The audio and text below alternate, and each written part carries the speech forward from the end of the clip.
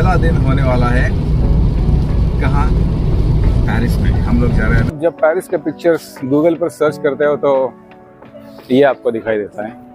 तो चीज़ है I am speechless. Paris में आए और ये चीज़ ना देखे ऐसे हो ही नहीं सकता। You can see that. ये देखो, ये देखो, जो बर्ड है उसे बोलते हैं हॉरस। और ठीक सामने लूव्र का फेमस ग्लास पिरामिड। इसकी वजह से लोगों को ये पता चला कि इसके भी पहले एक यहाँ पर टेम्पल हुआ करता था। So that's hello guys and welcome back to the channel. दूसरा दिन नेदरलैंड्स में और पहला दिन होने वाला है कहाँ, पेरिस में। हम लोग जा रहे हैं अभी पेरिस।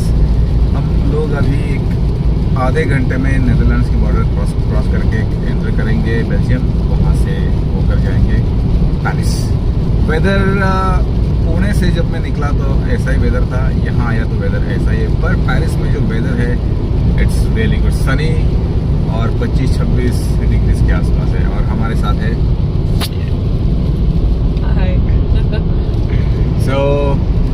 चलो चलते हैं पेरिस। और हो सके तो आपको, हो सके नहीं, दिखाऊंगा पेरिस अच्छी तरीके से। Stay tuned.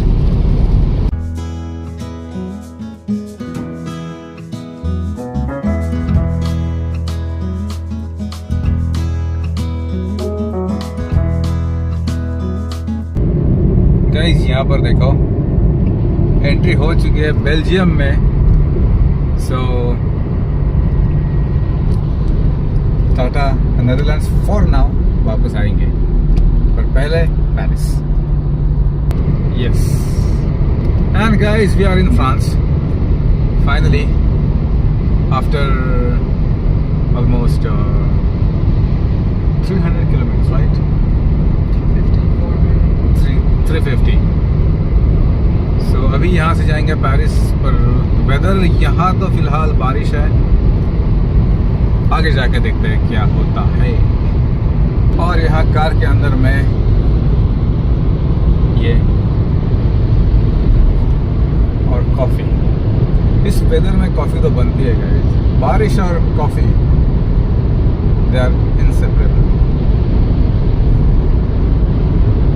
It's really good.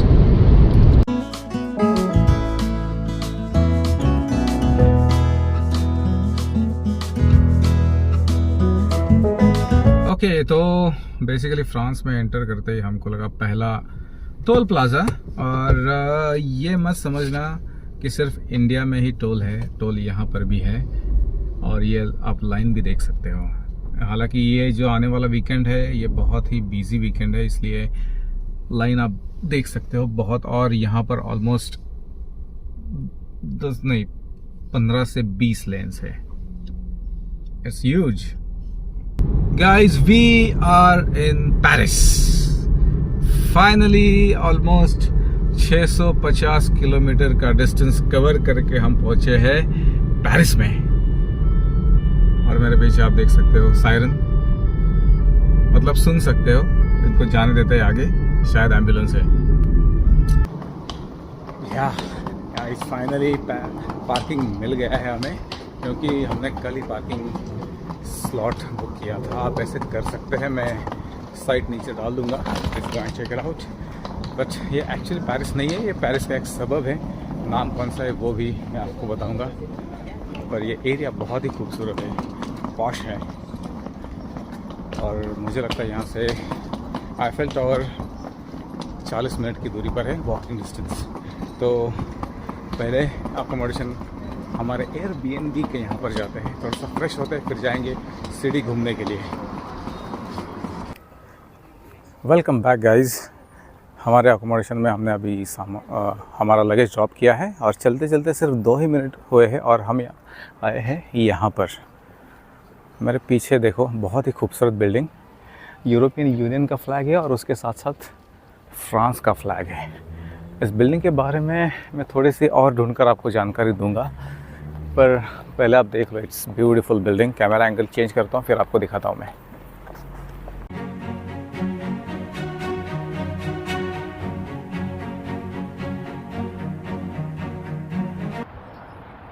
Well guys, चलते चलते ऑलमोस्ट 45 मिनट हो चुके हैं और हम अभी आए हैं, प्लीज़ मेरा फ्रेंच प्रोनाउंसिएशन माफ़ करना, आर्क द ट्रियम्फ। इसे ये बोलते हैं ट्रायम्फ का आर्क। सो मेरे सामने है वो, मैं अभी दिखाता हूँ आपको। It is beautiful, it's really beautiful. दिखाऊं दिखाऊं, ये देखो, ये देखो। ये शायद आप जब पेरिस के पिक्चर्स गूगल पर सर्च करते हो तो ये आपको दिखाई देता है। It is a big structure. मैं 0.6x पर शूट कर रहा हूँ। It is really big. और इसके ऊपर आप लोग देख सकते हो। मैं एक सेकेंड, यस, आप देख सकते हो, मतलब आप इसके ऊपर जा सकते हो। कैसे लगा स्ट्रक्चर? Amazing, right? ये इसकी हिस्ट्री के बारे में भी बात करेंगे, पर पहले बात करते हैं पेरिस के बारे में।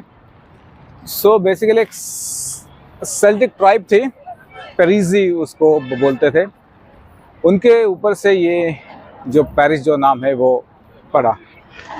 और टू बी ऑनेस्ट, चौथी सेंचुरी के पहले हाफ में, मतलब सेंचुरी के जो पहले 50 साल होते हैं उसमें ये नाम पड़ा। इससे पहले लतातूया इसका नाम था, पेरिस का नाम।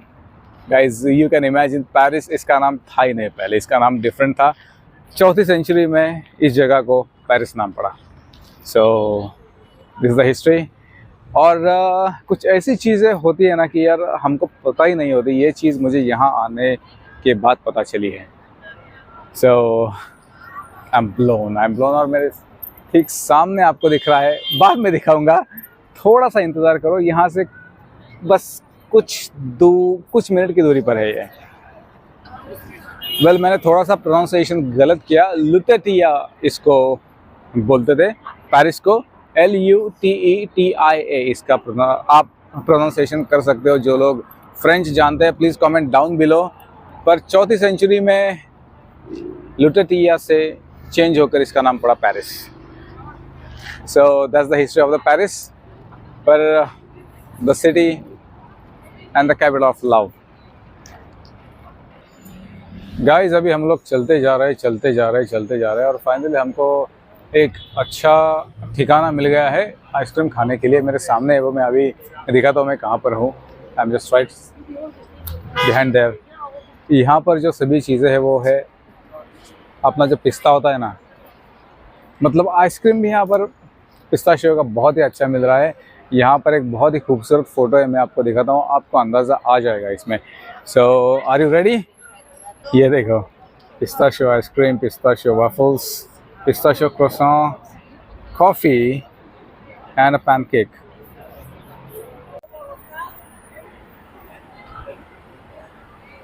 और बेसिकली यहाँ पर है ना सब रेस्टोरेंट्स हैं और बहुत ही बड़ी बड़ी दुकानें हैं। और हम एग्जैक्टली हैं अभी इसके सामने।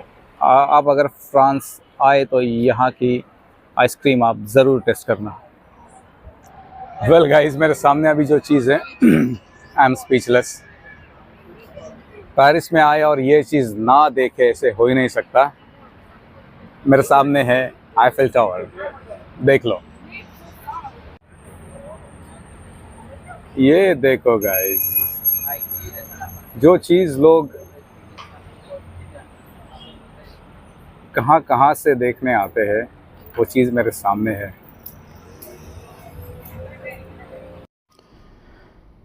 ये जो गाइस आप 4 पिलर देख रहे हो, एक्चुअली इनमें सीढ़ियाँ भी हैं। इससे आप चढ़कर ऊपर जा सकते हो एलिवेटर तक। एक लेवल तक आप चढ़कर जाना पड़ेगा, उसके बाद में आपको एलिवेटर टॉप फ्लोर तक लेकर जाएगा। और ये जो आप पार्क जो देख रहे हो, वहाँ पर बेसिकली बहुत लोग आते हैं। और हालांकि ये लॉन्ग वीकेंड था तो बहुत से लोग भी आए हुए थे। आप अपना खाना लेकर वहाँ पर खा रहे थे, टाइम पास चल रहा था, माहौल पूरा एकदम खुशी का था। और सामने अगर आप आईफेल टावर हो आपके सामने तो और क्या चाहिए ज़िंदगी में। बहुत ही बढ़िया एटमॉस्फेयर था। गाइस अभी मैं ऐसे कैमरा हाथ में पकड़ कर बैठा हूँ, इसका रीज़न ये है कि आपको बहुत ही जल्द पता चल जाएगा। एक बस 20 से 30 सेकंड और इंतज़ार करो, you will come to know. मैं कैमरा एंगल चेंज भी नहीं करना चाहता और यू कैन सी दैट। ये देखो, ये देखो, इसके लिए रुका था मैं। कैमरा जज नहीं कर पा रहा है पर मेरी आंखें जो देख रही है ना, इट्स अनबिलीवेबल। ओके, आपने देखा एफिल टावर, कैसे लगा? एक्चुअली 10 बजे के बाद में, सॉरी 9 बजे के बाद में, अगर 9 बजे के बाद में हर 1 घंटे बाद उस पर स्पार्कलिंग होता है 5 मिनट के लिए। मतलब 9 बजे हुआ तो वो चलेगा 5 मिनट, 10 बजे हुआ तो चलेगा 5 मिनट, ऐसे होता है वो। But it looks really beautiful. अगर आप, मैं बोलता हूँ कि अगर आप विंटर के टाइम पर आओगे तो वो सीन ज़्यादा एंजॉय करोगे, क्योंकि हम लोग जब थे वहाँ पर तो फिर भी थोड़ा सा उजाला था, पर यार अगर पूरा अंधेरा हो तो बहुत अच्छा दिखेगा। और उसके बाद में अभी जा रहे हैं घर, थोड़ा सा खाना खाएंगे, पैक करके लिया है, और फिर सो जाएंगे। बहुत चले आज यार, बहुत चले। सो घर जाकर मैं करता हूँ ब्लॉग का एंड। अभी ऑलमोस्ट बज चुके हैं 12, थोड़ा सा खाएंगे फिर सो जाएंगे। गुड मॉर्निंग गाइस, दूसरा दिन पेरिस में। आज थोड़ा सा हम आराम से हैं। मैं तो उठा ही ऑलमोस्ट 10:30 बजे, और अभी जा रहे हैं क्रोसॉ ढूंढने के लिए। तो बेसिकली यहाँ पर ब्रेकफास्ट की चीज़ है, इसको बोलते हैं क्रोसॉ। जिन्होंने मेरा वो लील वाला ब्लॉग नहीं देखा है वो प्लीज़ जाकर देख लो, मैं डिस्क्रिप्शन में लिंक दे दूँगा। तो वही आ रहे हैं अभी क्रोसॉ लेने के लिए, उसके बाद जाएंगे वापस, फिर कॉफ़ी क्रोसॉ आराम से खाएंगे, ब्रेकफास्ट करेंगे, फिर आगे निकल जाएंगे, क्योंकि आज हम जा रहे हैं लूव्र, और हो सके तो लाइन में लगकर मोनालिसा भी देखेंगे। So excited. सो वेल, ये है हमारा breakfast, coffee, orange juice, croissant and this one raspberries. कैसे लगा आपको ब्रेकफास्ट? अमेजिंग है ना? ब्रेकफास्ट करता हूँ, फिर बाद में बात करेंगे। हमने हमारे अकोमोडेशन से अभी चलना शुरू किया है और डिस्टेंस बता रहा है 1 hour 23 minutes। It's long walk, पर चलते जाएंगे। और सिटी को हमेशा चलते चलते ही एक्सप्लोर करना चाहिए। क्या पता आप किसी और ऐसी खूबसूरत जगह पर आप लैंड कर जाओ और आपको दिख जाए यार ये तो चीज़ बहुत ही खूबसूरत है। तो चलो हम भी ऐसे ही अभी यहाँ पर मज़े लेते हुए, धूप की, वैसे तो आज का दिन अच्छा है और शाम को नहीं, रात को बारिश आने की संभावना है। तो हम जाएंगे, शाम से पहले वापस आएंगे, और फिर आई थिंक कल के बारे में डिस्कस करेंगे, क्योंकि कल का भी प्लान है। कहाँ पर जा रहे हैं सब आपको पता चलेगा आने वाले। मतलब पेरिस का जो हमारा 2 दिन का स्टे है वो मैं एक ब्लॉग में कवर करूँगा, और जो हम दूसरी जगह जाने वाले हैं वो दूसरे ब्लॉग में कवर करूँगा। ओके, हमें ऑलमोस्ट चलकर हो गया है आधा घंटा, और आधे घंटे बाद दिया गया है कॉफ़ी ब्रेक। तो पहले यहाँ पर कॉफ़ी पीते हैं और आगे निकल जाएंगे, क्योंकि अभी भी ऑलमोस्ट 56-57 मिनट की जर्नी बाकी है। आपको एक बार मैं दिखाता हूँ कि हम कहाँ पर कॉफ़ी पी रहे हैं। इट्स अमेजिंग प्लेस, रास्ते के ठीक बगल में है। अभी यहाँ से ऑलमोस्ट डिस्टेंस बचा है 40 मिनट्स, और मेरे सामने देख सकते हो this street is full of shops and everything. अगर आपके जेब में पैसा बहुत है, you can come here to shop and enjoy your money.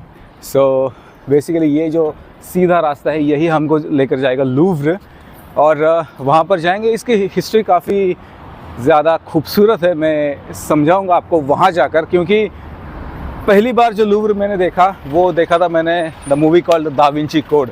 तो वहीं से मेरे दिमाग में आया कि यार भाई यहाँ पर तो जाना है, वो glass pyramid everything, red line, blood line, rose line, सब वहाँ जाकर ढूंढेंगे हम। सो लेट्स रोल, पर पहले हमको सिग्नल है, so let's cross the road. Cameraman come on and look at the cafes. यहाँ पर ऐसे ही कैफ़ेज़ होते हैं। हमने भी ऐसे एक कैफ़े में कॉफ़ी पी। So we are looking for good spot जहाँ पर हम हमारा सैंडविच खा सकते हैं, जो कि हमने बैग में रखा है। सो look at the beauty of Paris. This is Paris actually. हम लोग जहाँ पर रह रहे हैं ये वो पेरिस का सबब है। वहाँ से अगर आपको हार्ट ऑफ द सिटी जाना है तो आपको ऑलमोस्ट 40-45 मिनट्स वॉक करना पड़ेगा। तो पहले चलो एक अच्छी जगह ढूंढते हैं, वहाँ पर खाते हैं, then will continue the journey. Okay guys, सामने आप ये देखो, ये देखकर आपको ऐसे लग रहा होगा कि ये बालकनी है, पर एक्चुअली बालकनी है नहीं। अगर आपको इसको बाहर की साइड से देखोगे तो ये बालकनी लगेगी, पर एक्चुअली ये विंडो ही है।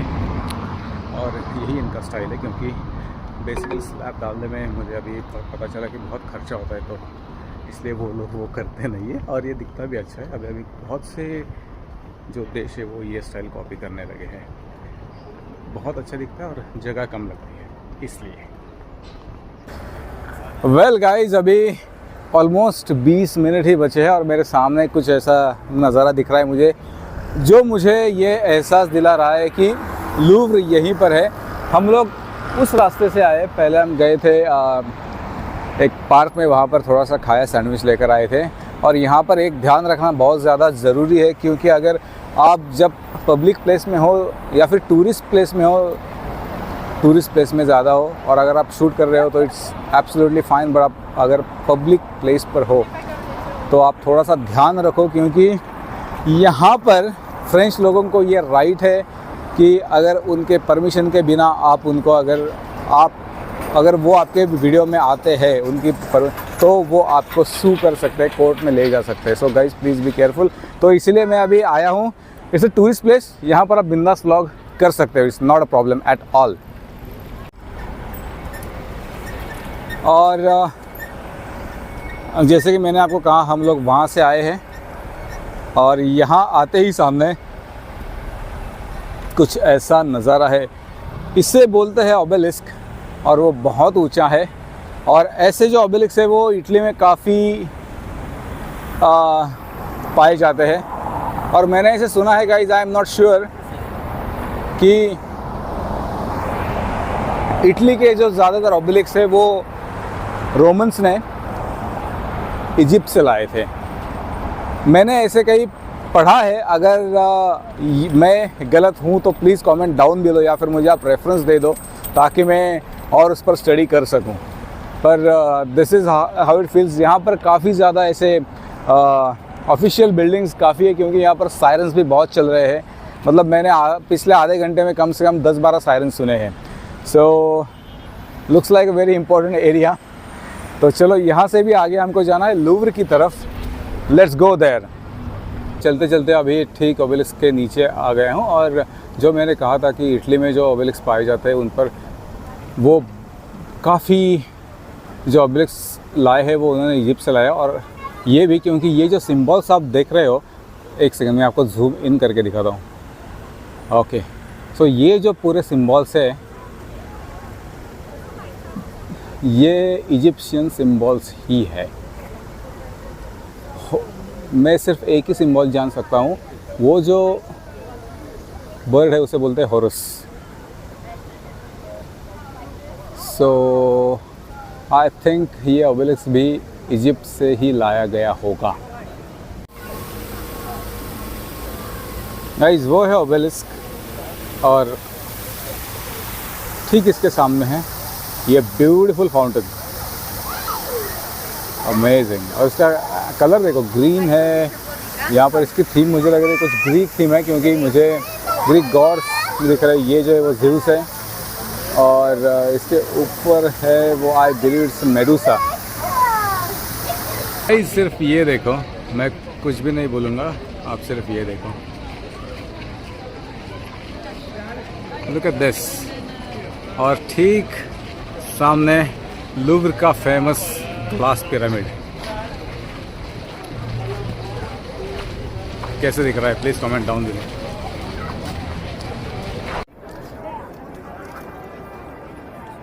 ये देख लो थोड़ा और नज़दीक से लूव्र का फेमस ग्लास पिरामिड।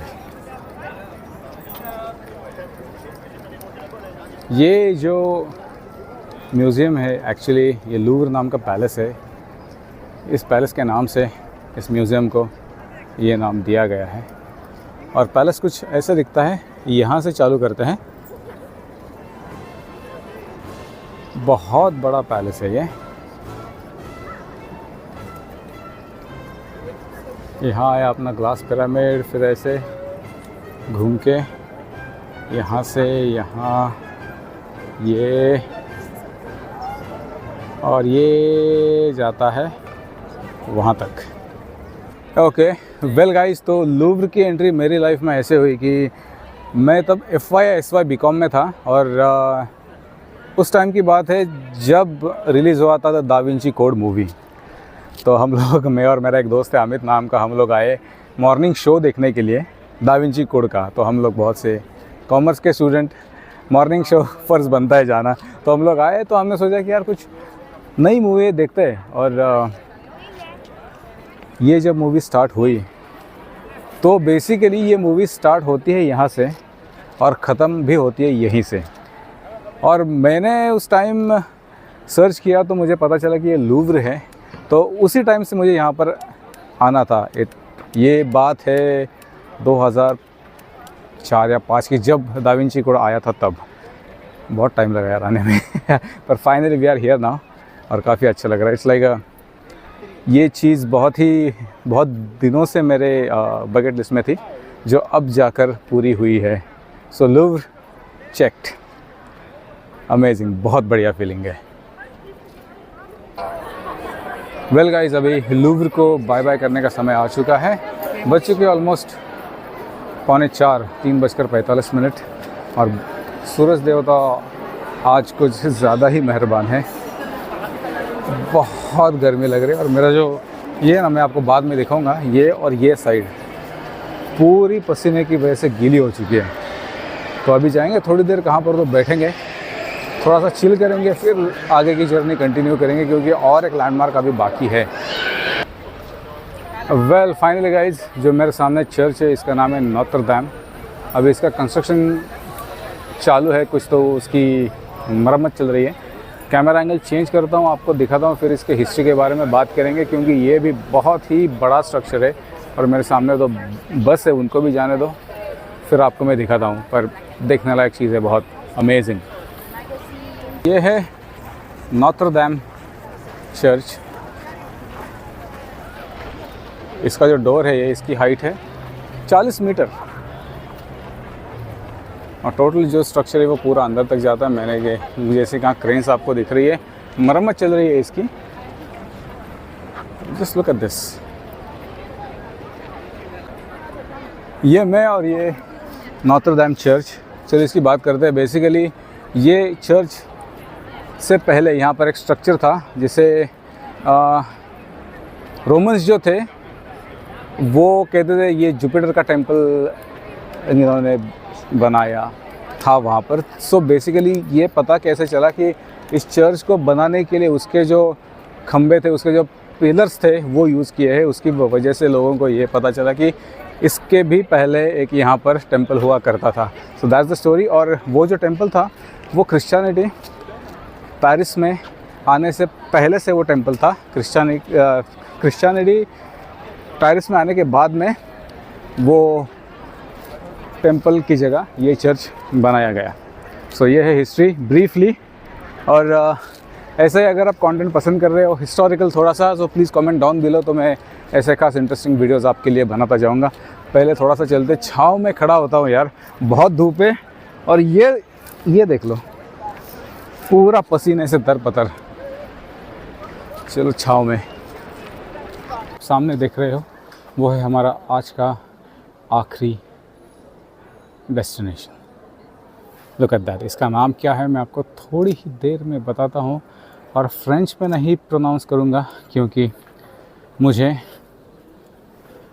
अपनी हंसी नहीं उड़ानी है, क्योंकि यहाँ का जो प्रोनाउंसिएशन है वो बहुत ही विचित्र होता है।